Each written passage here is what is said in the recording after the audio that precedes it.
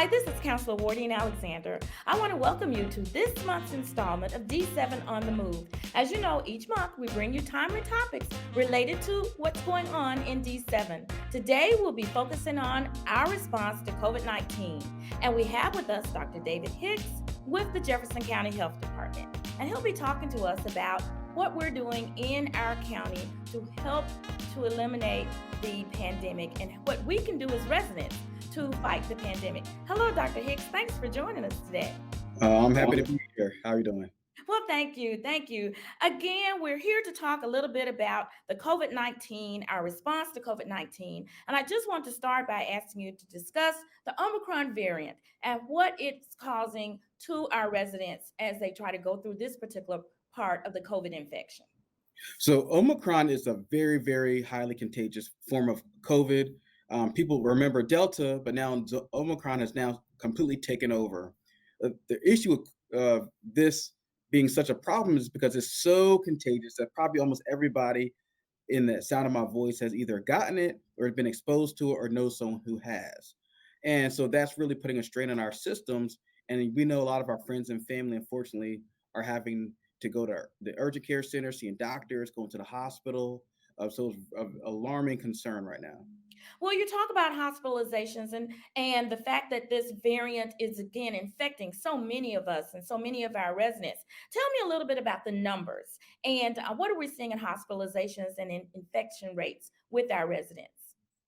Yeah, so in our county, we're seeing about 1,300 new cases per day. The good news is we actually believe we have peaked. The bad news is it's still extremely high number of cases. And so when you have that many people, then you're going to have more people end up going to the hospital. Then they're tending to be younger. So now the Children's Hospital has gotten a lot more children that they're having to take care of.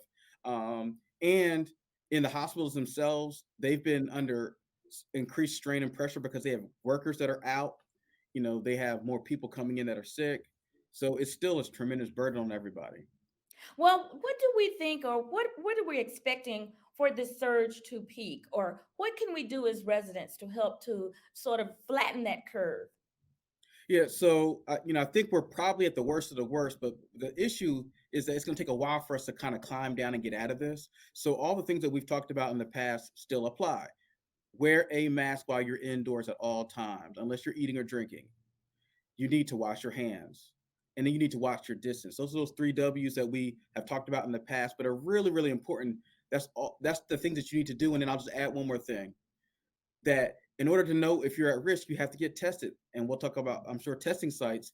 And then you have to get fully vaccinated and fully boosted, and that means you've done all you can do.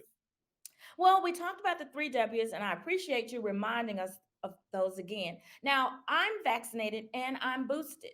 So, how does this apply to me? Should I still follow those three W's? And is it also as important for me to get tested if I think I'm sick? What's the Uh, importance of that?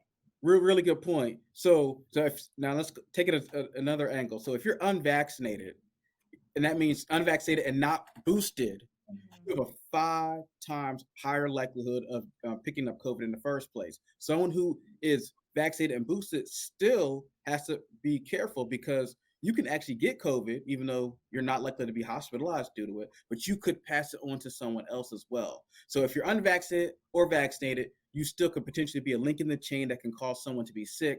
That's why you still have to social distance, wear your mask, and wash your hands, despite being vaccinated and boosted.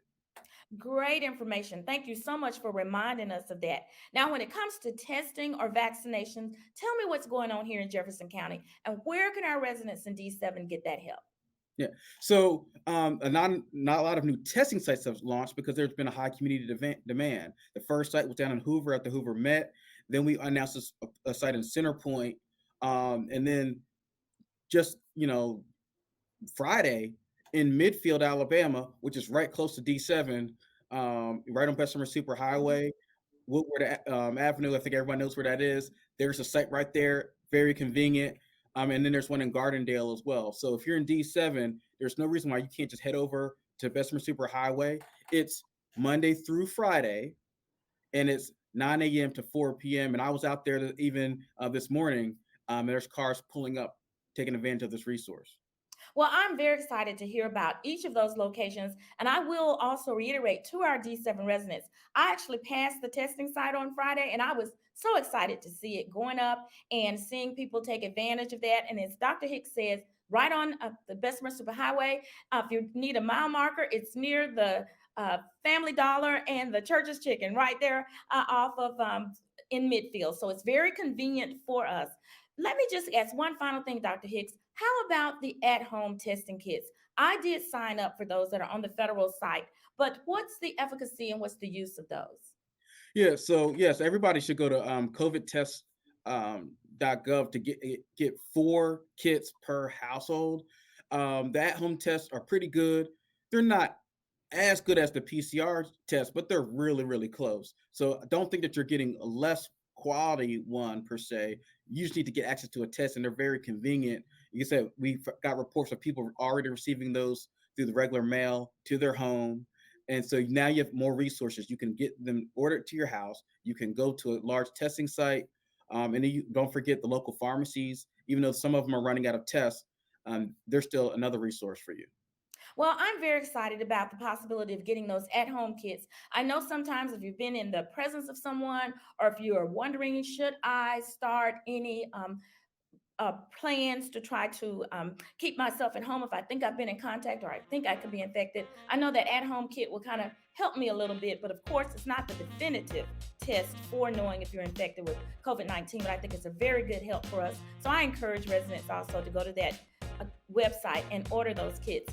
Thank you so much for reminding us of those 3 W's. I know that's very important in trying to fight the disease, and we're very excited for the work that you all are doing there at the Jefferson County Health Department to provide us with the vaccination sites and testing sites. So thank you so much for the work you do for our community.